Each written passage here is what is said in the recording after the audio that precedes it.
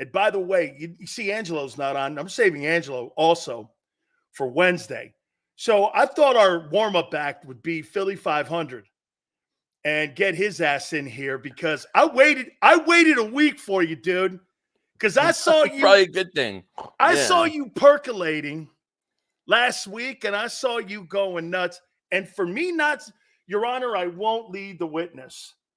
Okay, right. Philly.500, give me your last 8 days of what you've seen with your birds.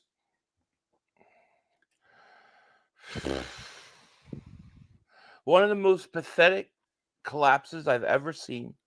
To go into that playoff game and play the way they did. I mean, they get beat the way that they did after everything that had happened. To me, that was the end of a historical collapse, which should have concluded with the firing of the head coach immediately, as far as I was concerned. And then to see that it looks like Nick Sirianni is coming back. I have a lot of questions right now. I'm kind of really shocked. I really am shocked that he's actually coming back. I don't know how a coach who loses the locker room, which is what happened to this coach, I don't know how you get it back in 1 year. I really don't. Were you more disappointed with the handling of Hurts or the team? I just asked that question. Let me ask you that. The team. Because listen, you could lose, right? You lose one guy here, one guy there, but he lost the whole team. Even the defensive side of the ball. I mean, those guys, did you watch the Tampa Bay game? I mean, what do they always say about tackling? I've never seen a team that could not tackle. Now, these guys all checked out. So you have to put that on the coach because it's everybody that checked out, not just one guy, not just two guys. It was everybody. How about this too, Philly? If you're saying he picked those coordinators, then you're saying that, okay, so you picked incompetent people and you'd had no in-game adjustments. Mm-hmm. What makes me think that you're going to get this right when last year's, and Xander's producing the show today, when Frank Reich came on this program, it was Frank that recommended Steichen. He was on Frank's staff in Indy. Right. So was Gannon. Those guys all worked with Frank. Frank recommended those guys.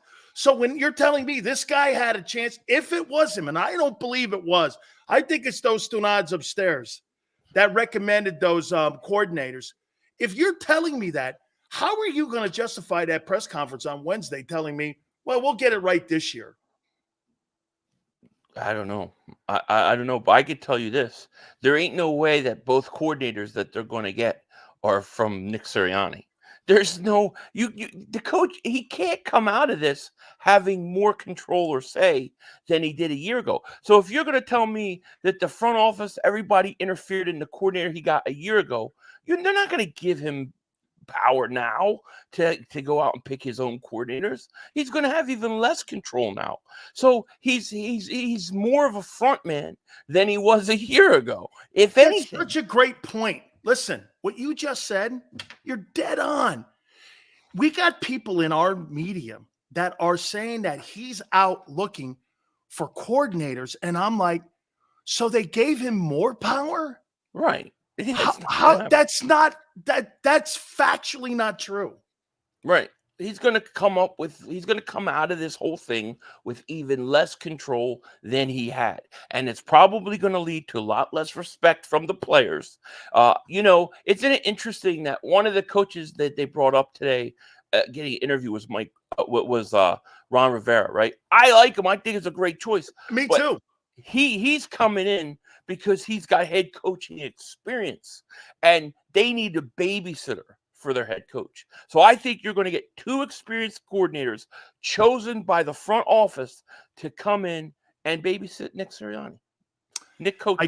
I got you, JSYD. I see that, like the Chargers, because the Chargers have shitty management in Los Angeles with the Chargers. So you think they're aiming themselves into something like this, Frank Reich and Ron Rivera, as former head coaches who are brilliant coordinators, so that they could sit there and babysit this thing?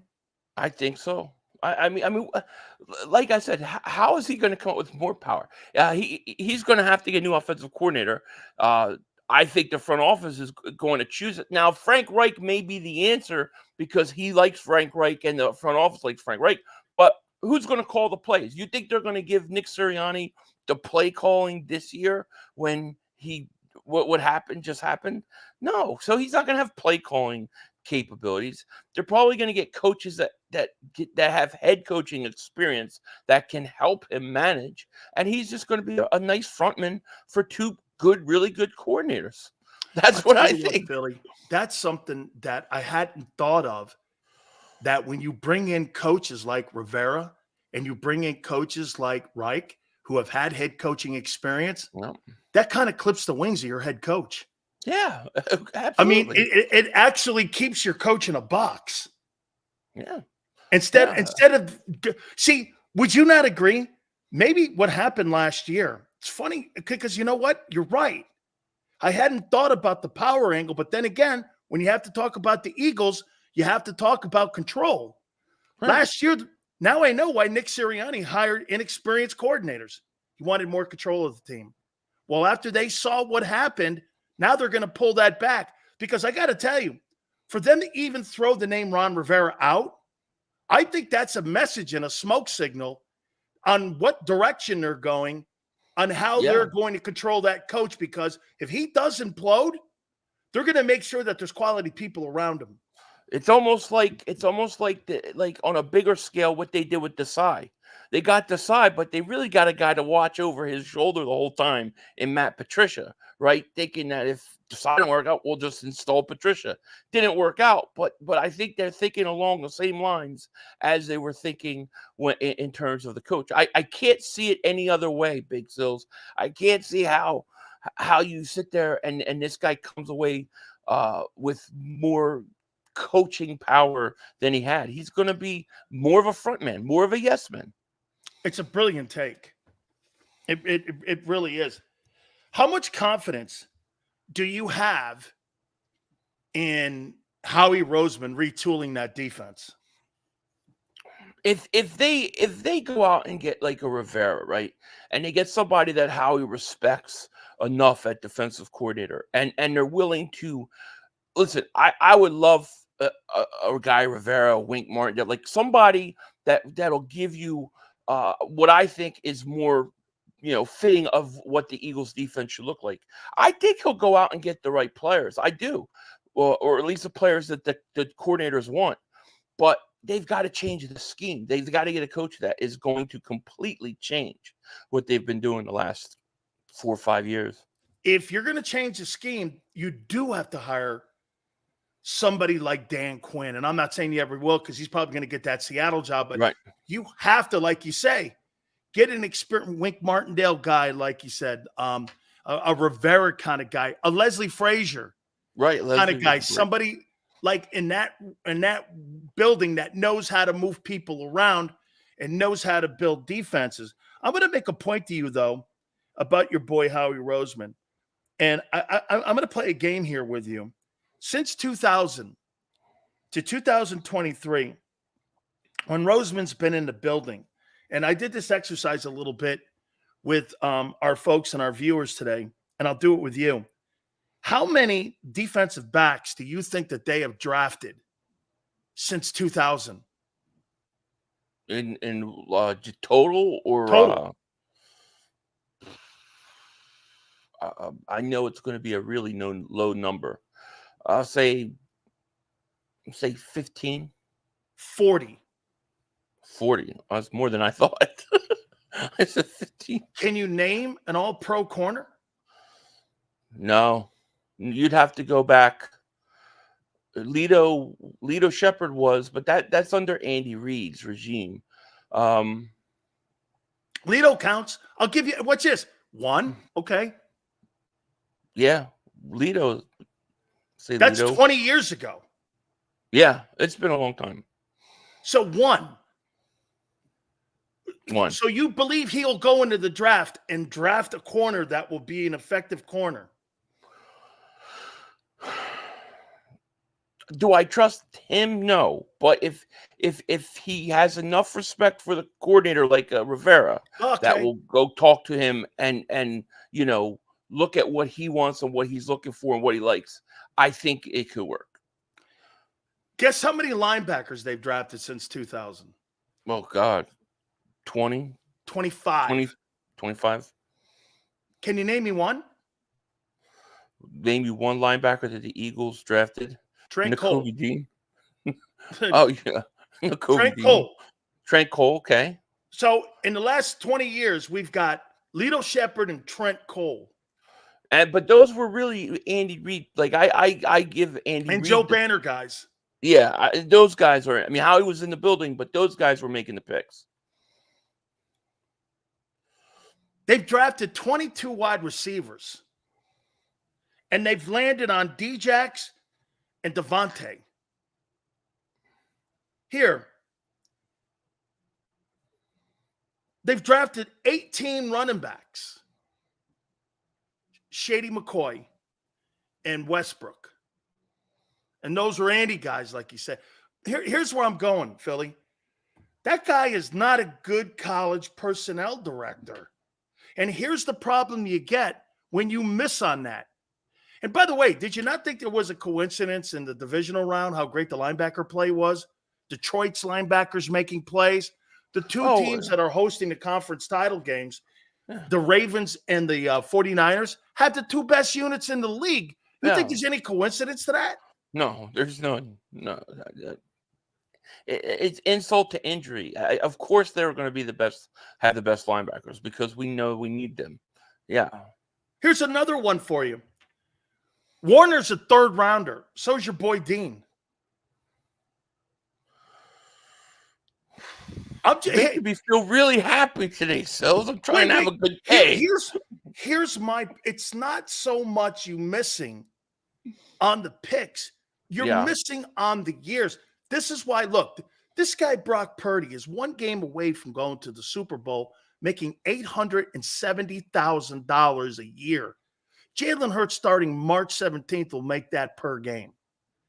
And they get 2 more years of that equity on being able to spread that money around, where when you miss on a wideout and you have to pay that $40 million over the last 2 years, you miss out on Justin Jefferson's 3 years of a rookie contract where you can build your roster. Absolutely. Do you, I mean, give me your assessment now of Howie and how you see him. I think I look at Howie and I think he's a really great negotiator. I think he's a great doing caps, figure out contracts. I think he's great in negotiating trades. I don't think there's really any time I can think of where a team really got over on Howie. It's very hard to say that. But when it comes to personnel, he has been it's been a problem for a long time. You're talking about all the names and all the years. In recent years, it's actually got better. It's been worse than it is right now. Okay, at least they're picking in the SEC now. That's like good. Used to be other places, but he's always been a problem. It's always been an issue with personnel with him. This is nothing new.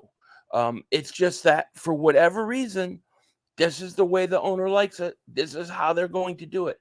And Howie is always going to have say in personnel. And people think that just means the draft. It doesn't. It also means part of the roster. I mean, Howie gets the last final 3 roster spots to choose from after camp.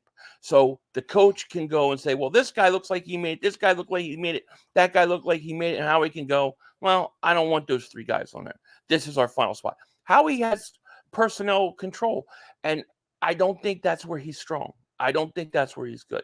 I would love to see them give it to somebody else, a football guy, somebody who knows and can judge talent. But that's not the way they do it. It's like, I mean, I've been complaining for this for 6 years, Sills. I've been doing videos on this for 6 years. It's just not going to change. So let me get to His Majesty King Hertz and get your take on him. You know, there's now conversation coming out of that locker room here where look at you, a big, deep That sounded like a Carson Wentz sigh. That was like a Carson Wentz sigh. You know what? I don't know if I believe it yet. I don't know, because now it's starting. But, hey, and by the way, when you lose like that and you fall off the planet like that, everything's going to be accentuated 10 times more than what it is. But Yeah. that being said, do you think there's something to this where Jalen got his bag of money? It's 8 days. He hasn't defended Sirianni. He hasn't really defended Brian Johnson. He hasn't defended anybody. He hasn't taken accountability for the season being what it was.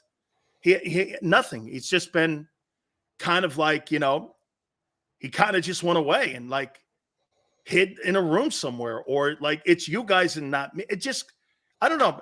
I don't want to lead it on for you again. Give me your sense of how you're seeing this. I hate these stories.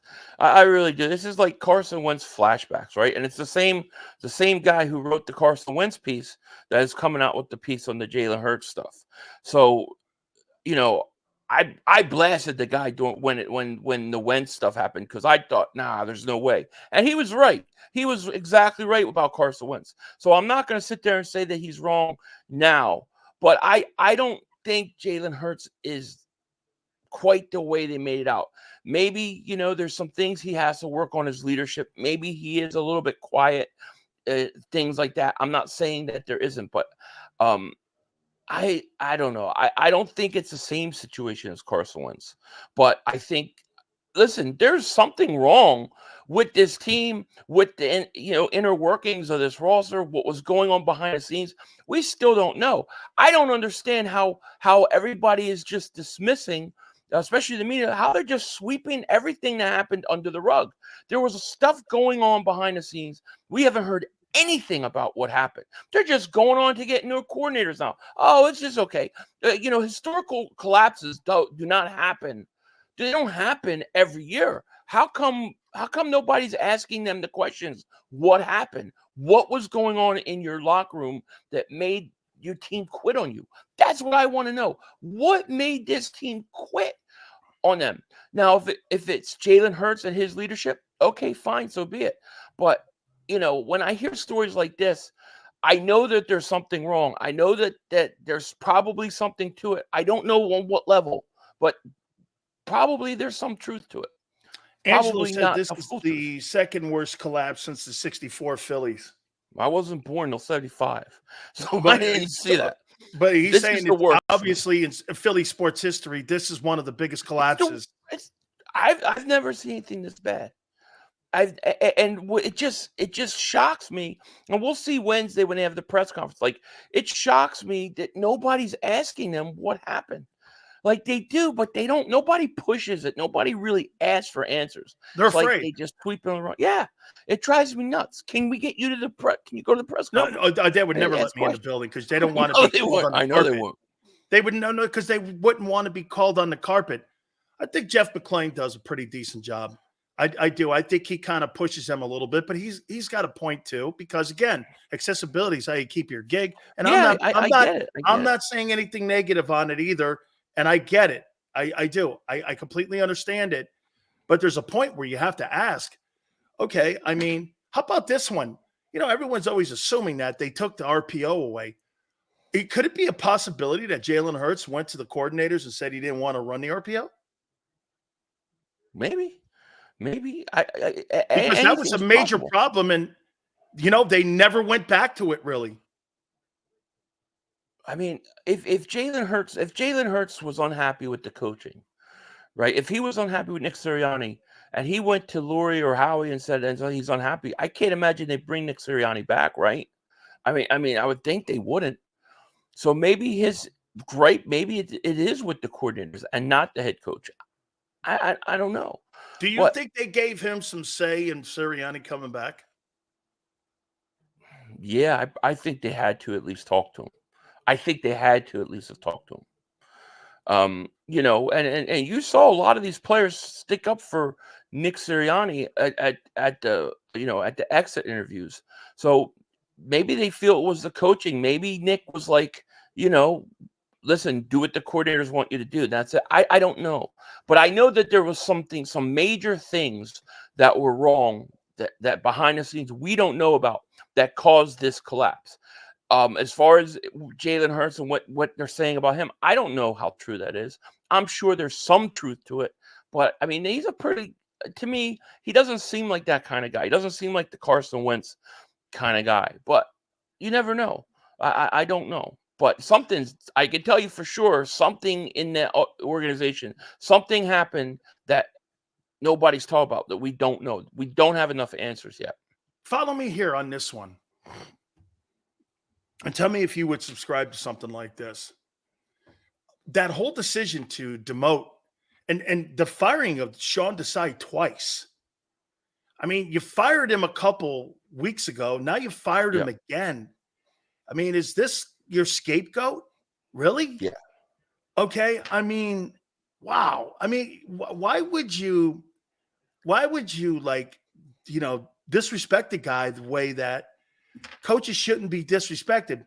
And if you think you didn't do a good job, okay, that's one thing. You fired him, he was 10-2. The team got worse. But don't you think also, here's my take, what happened in the locker room. I think the players, because it all coincides. When that guy got demoted in that Seattle game and no one wanted to play for him, I don't think it was a Nick Sirianni thing. I think it was those players on defense didn't want to play for Matt Patricia.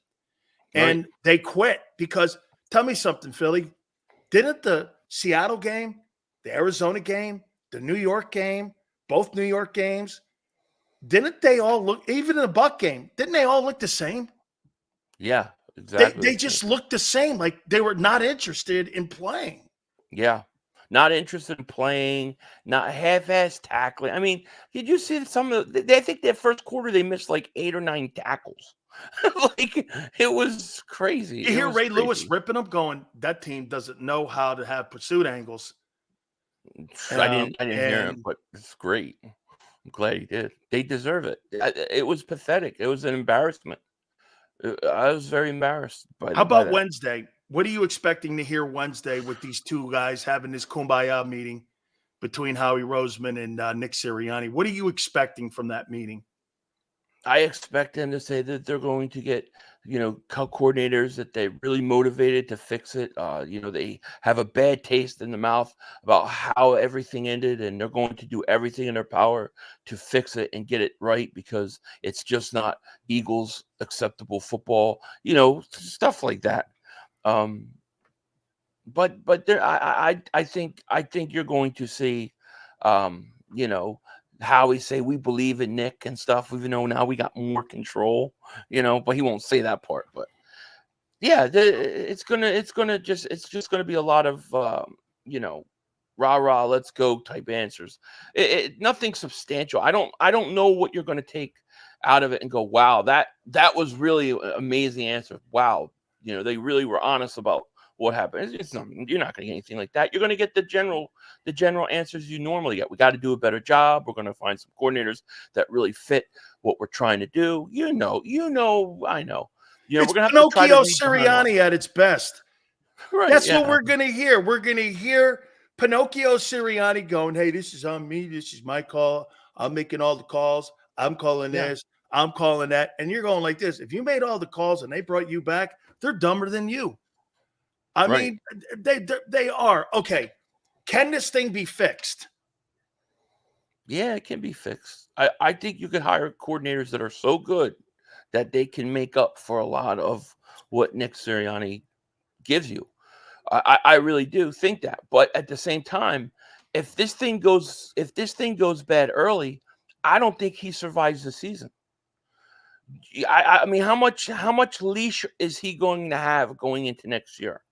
Really? What if they start 2-5? Do they fire him in season? Yeah, I think he gets fired. I think he's on a very short leash. I think he's probably had to give up even more control. I'm sure he's not able to call the offense anymore. And I'm sure that if it goes bad early, dude, this thing's they're going to rolling. have. Do you understand? This thing's rolling. This is like the Titanic. But you get this. But like I said to you last week, those people didn't know they were hitting the iceberg. Bringing this guy back, Captain Sirianni's going to drive you into this iceberg. That's what I think. You're going down. That's what I think. Yeah. And I'm going down. I have my life jacket on. I'm going down. Right. You're not even going to get on the damn headboard with Rose. Yeah. It's not going to happen. Let's see what coordinators they sign. Like if you get a guy like Rivera, right? Let's say you get Rivera and Reich. It changes the conversation. If you bring in Rivera, Reich, Martindale, it changes the conversation. Those guys can fix it. But also those guys make it easier to fire him because they're coaches that have experience that can come right in on an interim basis. I don't see how Nick Sirianni comes out of this thing not stuck in a corner. Nick Sirianni reminds me of a guy that's out in the ocean and he's got his nose and he's just doing this shit. And he's barely like above the water here, man. And he's just sitting there going, I got this. And you're like, yeah, and dead in a minute. Yeah, and Howie's on the boat going, come on, just a little further. Then he moves the ship. Shit, I think Howie's underneath pulling him under. Hey, that's last question for you. Here's why I think they didn't fire him. Because if you fire him, isn't that an indictment on the entire head coaching position of the Eagles? And follow me here. So no matter what you do, no matter how much winning you have, you can go to 3 straight playoffs, have a 667 win percentage, and they'll still fucking blow you out. And no matter what you do, so to them, the head coaching position really is not a priority. Dude, you got a guy going to a 6th straight AFC championship game. He went to 5 in Philly. I don't know about you, Philly, but that's 11 conference titles that Andy Reid has been to. And you fired that guy. Right. I think that firing him is dangerous for Howie Roseman's control. Because what are you going to fire him after 3 years? You had Doug Peterson, first-time head coach. Well, actually, a Chip, first-time head coach. Doug, first-time head coach. Nick, first-time head coach. And what people really want is a good coach, somebody with some experience, somebody who can come in and do the job. Any coach worth his weight is going to want more control over Howie. Howie comes out of this thing with more control than having to fire him and give it up to a new coach. So to me, I think they think we could get good coordinators in here, and if Nick doesn't do the job, well, we got Rivera could step up and be the interim head coach the rest of the year, or Frank Reich can. Why not? All right, man. I'm going to leave you with this. Tell me you didn't have absolute, complete, and utter respect for Jason Kelce at the Bills game. That dude hurdled this guy was like Edwin Moses or one of those high hurdlers in the Olympics, jumping out of that booth with a beer in his hand, no shirt. I don't even think he had shoes on. And he jumps into the snow and he's gunning beers. And I thought the only thing that saved his Pee-wit brother, was the fact that his brother jumped out of the booth with that beer. His brother had a beer in his hand with no shirt on, and the other guy's doing this. I mean, tell me he wasn't a superstar. He's awesome. No, he's awesome. That didn't look like a guy ready to retire to me. That was like a guy that has one more year of fighting him. I think Jason Kelce is a Philly treasure, man. He's an all-timer. You gotta love it. You gotta love that guy. And I swear he comes back one more year. Too.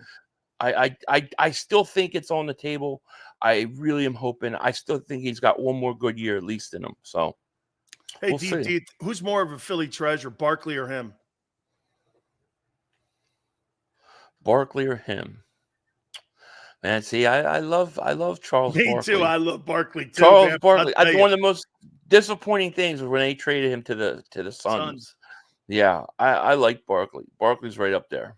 Boy, I'll tell you, man, that dude is he's worth the price of admission. He should just he should open up a party show or a party store, and he should just hire himself out to do bachelor parties and shit like that. Because, dude, he Can you imagine him and Gronk at a party? No, that'd be awesome. That'd be awesome. Hey, him and Gronk. Holy cow, man. That thing would be worth the price of admission. All right, bro. I can't wait to see the Also, big man, fest and the big kumbaya on Wednesday when they're all hugging it out. Yeah, I'm gonna get ready for that. That'll be interesting. We have Eating to donuts, and everyone will be like, "Yeah, you're my boy." Hey, by the way, before I let you out of here, you think they announce it that he's coming back, or do you think they go as business as usual? Business as usual. They're gonna announce it because they don't want to ever act like it was even a consideration. So I think that they just go to, no, what do you mean fire Nick? Well, that was never on the table. I think that'll be the way. Let me tell you, the only thing that has saved everybody's butt the last 2 weeks was the utter beating the Cowboys took. Still, that was the greatest thing I've ever seen. It was amazing. Oh, hey, thank God for that.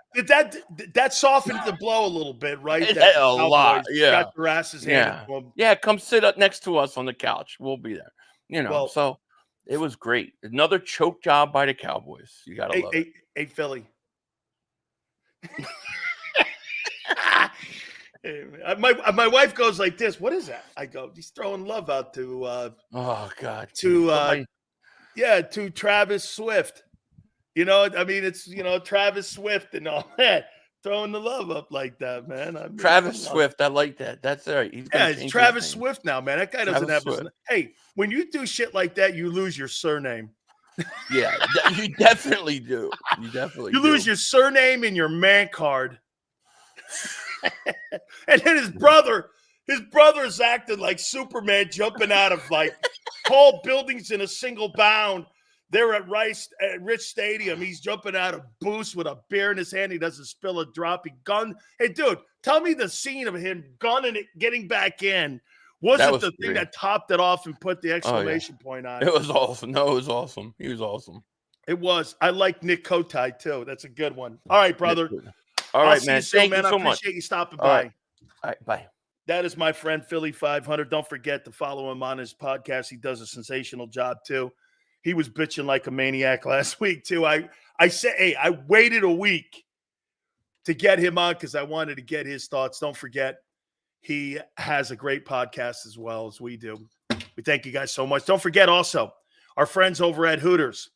The calendars are out, 2024. $100 in coupons are inside the calendars. 9 of the girls that are all the way from Rhode Island down through Newark, Delaware, through King of Prussia, all of that are featured in the calendars. There's $100 in those coupons. Like I said, 9 girls are featured in it. All good, man. And by the way, if you want to use the app, HootersToGo.com, you don't have to go into the locations. You can just order the food, bring it right out to your car. Also, don't forget this weekend with the divisional rounds of football on Sunday, $2 off every pitcher in-game, and $1 goes to local proceeds. That's NortheastHooters.com. NortheastHooters.com. Lunch specials Monday through Friday, 11:30 to 3 p.m. Boneless wings and military Mondays, 20% off to our great men and women who serve this country. We appreciate it. Don't forget Gary Cobb will join us at 4:30 Eastern. Keep it here on the National Football Show.